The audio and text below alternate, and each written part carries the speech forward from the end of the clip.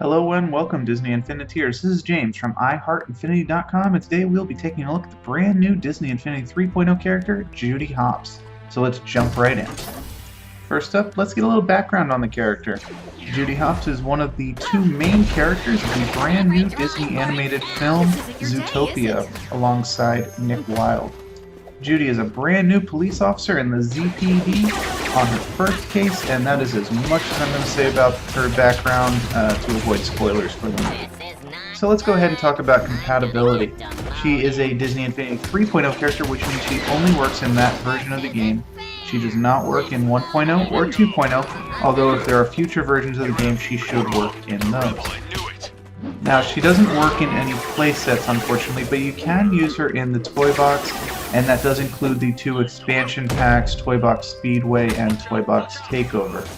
Zootopia only just came out, so there are no Toy Box levels specifically dedicated to the characters. There is a generic Zootopia one, but you don't need either Judy Hopps or Nick Wilde to play it. But there should be some coming down the road. So let's talk a bit about her gameplay.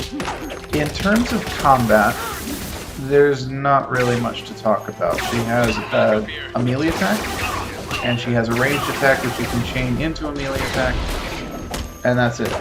There's really nothing else to talk about in terms of combat. She does have a special move, which is to fire a Tranquilizer Dart, which will stun an enemy for a set amount of time.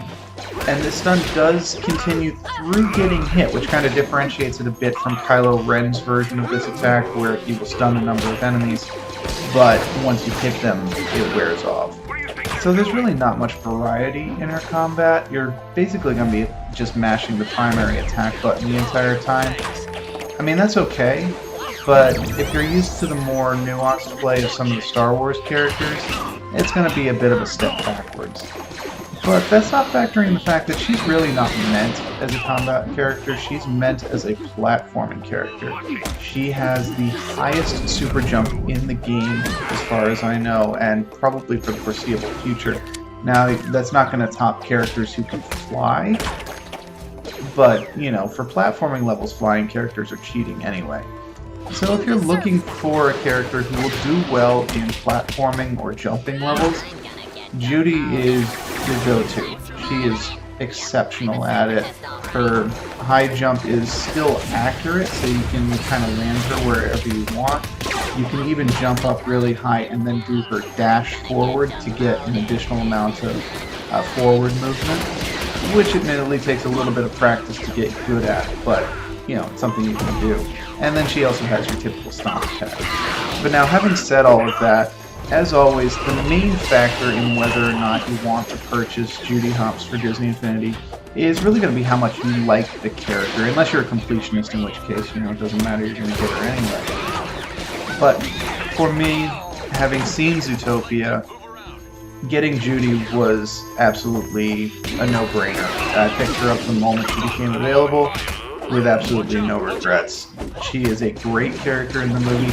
She gets represented very well in Disney Infinity. And, yeah, there's really no reason to not get her if you are a fan of the movie and her character in particular. And my main complaint with the character is that they really don't include enough dialogue for her. They seem to be struggling with finding a happy medium of characters who either talk too much, such as Ultron, and characters who talk too little, such as Judy or Spot.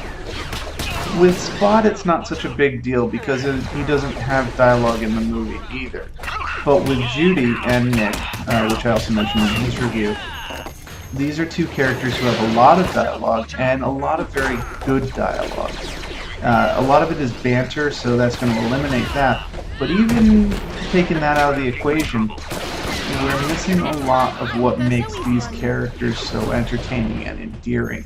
Judy in particular. I mean, Nick is definitely missing dialogue too, but Judy's voice actress, Jennifer Goodwin, did such a good job of capturing the character in the movie that I really just want to hear more of her. I want to hear dialogue from the movie. I want to hear new dialogue. I want to hear the character just being the character. So while she's by no means silent, I would definitely like to hear more. But voice is only half the equation. The other half is going to be in the figure and the animation. And in both regards, she looks exceptional. She moves exceptionally well. And the personality of the character on display in the movie is perfectly captured in the animation in the game. They move very similarly. You can definitely pick up a lot of her personality just in the way she acts and moves. And there's a good attention to detail in the character, which is appreciated. It definitely makes recommending the character that much easier as well. The figure just looks good. It's going to look good on your shelf. It's going to look good on the portal. They've somehow managed to make it look like she's in action on her little pedestal, like she's been moving fast and has just come to a stop. And then there's also that joy in her expression, which, if you've seen the movie, you realize this is, in general, a very happy character. Definitely not at all times, but, you know, we won't get into that since it's spoiler territory. Either way, she's definitely an excellent addition to your collection. And once we finish off this Frost Giant, I think that's going to be about it. I think it's pretty obvious that I definitely recommend this character for most people. If you haven't seen Zootopia yet, I definitely recommend watching that as well. It's a great movie for both kids and adults. There were some surprising references in the movie, with some Godfather references and some Breaking Bad references of all things. Now, I want to show you how high she can jump here real fast, just as a demonstration. Yeah, she just made that jump look easy. She is the only character in the game that can make that jump. So let's go ahead and take a look at her skill tree real fast. As you can see, there's fairly typical health boosts, super jumps, recovery in the air, and then your usual set of increased healing, reviving other characters, stuff like that.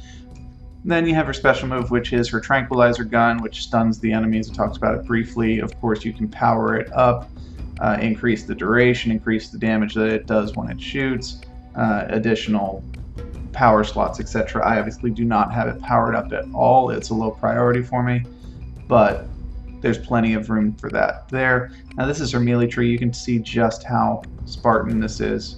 You got 3 attack power-ups and then 2 bonuses, and her ranged attack is even more Spartan.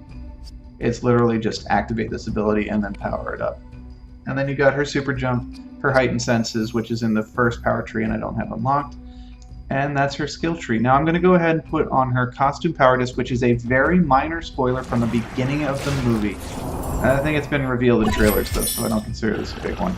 And this is her in her meter maid outfit. No, we've missed an enemy. Let's take care of him. And yeah, she's got her safety vest, she's got her little hat. She definitely looks good, but make sure you don't call her cute. Thanks for watching, guys, and we'll see you next time.